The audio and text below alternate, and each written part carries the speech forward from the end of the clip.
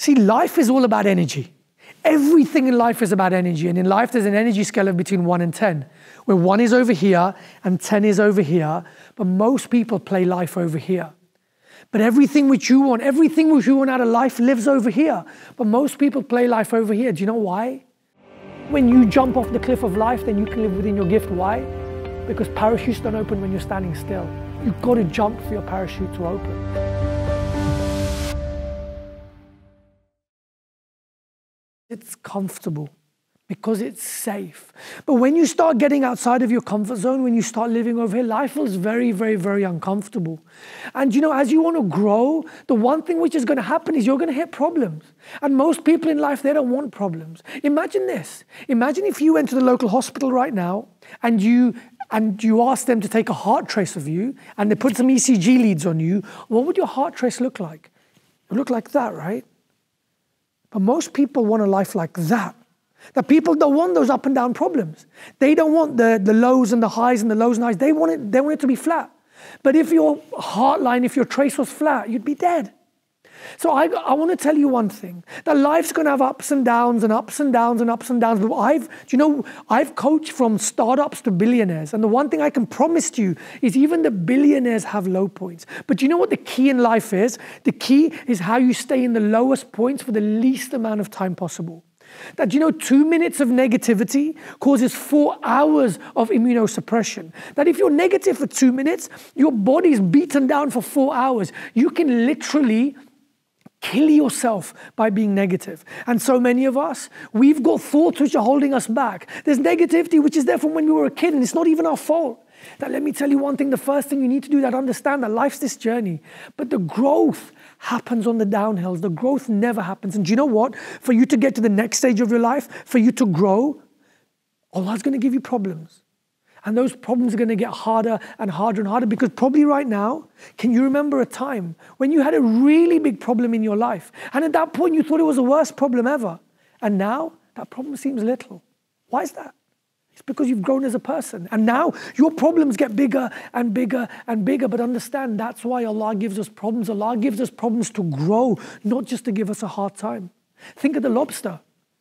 The lobster's a mushy animal with a thick outer shell. And how does a lobster grow? When a lobster wants to grow, it feels pain. It feels so much pain, and it goes under a rock. It sheds its shell, and that's how it grows. And then it grows a new shell. And then for it to become the next version of itself, the better version of itself, then it grows a new shell. And then it goes through problems. Then it goes through pain. Now imagine if lobsters had doctors. It would go to the doctor, and the doctor would give it a Valium, and the lobster would be happy, and it would never grow. So in your life, understand that problems are here to make you grow. Problems are here to shape you. Now, let me tell you a story. There was a farmer one day. And this farmer loved his wife so much. And one day, his wife passed away. And this farmer only had 2 things left. He had a son and he had a horse. And what the son used to do is the son used to sit on the horse, and the horse used to plow the field, and that used to pay for the farmer's house and the farmer's upkeep. And one day, this horse ran away. And all the villagers, they came to the farmer and they told the farmer, God really mustn't like you. What have you done to upset God? Because first he takes your wife away, and now he takes your horse away. That's cruel, right? And the farmer turns around to the people in the village. He puts his hands behind his back. He bends down like this. And he says, maybe. And all the villagers are stunned. What does that mean? And then the villagers go away. 2 days later, this horse actually comes back. But with this horse, the horse brings back another 3 wild horses with him. And all the villagers come back and they go to the farmer. God must love you so much. What have you done to please him so much? First, he takes the horse away, but now he doesn't bring you back your horse, but he brings you back another 3 horses as well. You're the richest man in the village. God must love you so much. What have you done? And the farmer turns around to the people. He puts his hands behind his back. He bends down. And he says, maybe. And all the villagers are stunned, and then they go away. 3 days later, the son is on one of these wild horses, and he's taming the horse. And all of a sudden, the horse pushes the son against the wall. The son hits his back against the wall. He breaks his legs, and now he's in a wheelchair. And all the villagers run back to the farmer and they say, oh my God, God really mustn't like you. You know, God really, your son was the only guy who could help you build your fortune. And now, you know, God's taken your son away. What have you done? Why doesn't God love you? And the farmer turns around to the people. He puts his hands behind his back. He bends down. And what does he say? Yeah. He says, maybe. And all the villagers go away. A week later, there's an announcement in the village. And what it is that the country's going to war.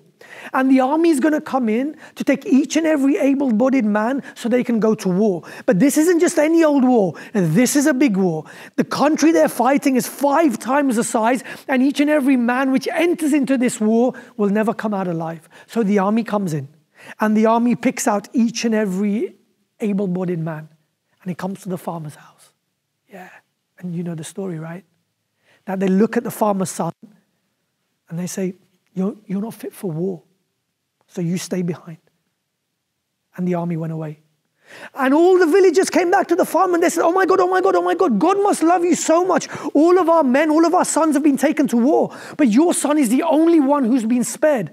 God must love you so much. What is it that you've done? And the farmer turns around to the villagers.